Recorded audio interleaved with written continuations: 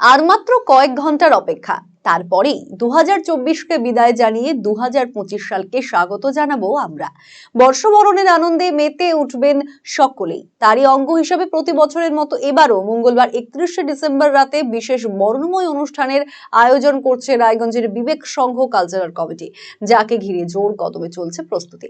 আয়োজক সংস্থার পক্ষ থেকে সৌরভ দাস বলেন, প্রতি বছরই বর্ষবরণের রাতে বিবেক সংঘ কালচারাল কমিটির পক্ষ থেকে একটি বর্ণাঢ্য অনুষ্ঠানের আয়োজন করা হয়। এবারে আরো বড় পরিসরে এই অনুষ্ঠান অনুষ্ঠিত হবে, যেখানে সঙ্গীত পরিবেশন করবেন সারেগামাপা রিয়েলিটি শো খ্যাত সঙ্গীত শিল্পী সুমন মজুমদার এবং তার টিম। পাশাপাশি বিশ্ব শান্তির বার্তা দিতে সাদা বেলুন ও পায়রা উড়িয়ে অনুষ্ঠানের উদ্বোধন করা হবে। সকলকে অনুষ্ঠানে আসার জন্য আহ্বান জানিয়েছেন সৌরভ বাবু।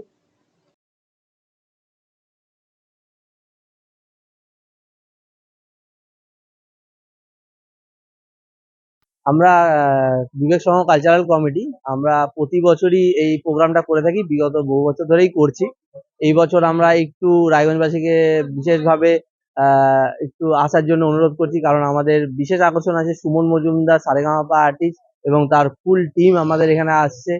তো আমরা রায়গঞ্জবাসীকেও জানাই যে আপনারা আসুন, সুস্থ শৃঙ্খলাবদ্ধভাবে আমরা যাতে এই প্রোগ্রামটা করতে পারি। সবাই মজা করুন, মজা করার সবাইকে সুযোগ করে দিন। আসুন, ফ্যামিলি নিয়ে আসুন, কোনো অসুবিধা নেই, আমরা আছি।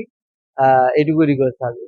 বিশেষ কর্মসূচি বলতে এবছর আমাদের একটা থিম আছে। আমাদের যেহেতু বিশ্ব চারিদিকে এত টেনশন চলছে, সবদিকে যুদ্ধ কোলাহল এগুলো চলছে, তাই জন্য আমরা চাইছি এবার আমরা যাতে পরের বছরটা এইভাবে না হয়, একটু সুস্থ সবাই গোটা পৃথিবী শান্ত হয়।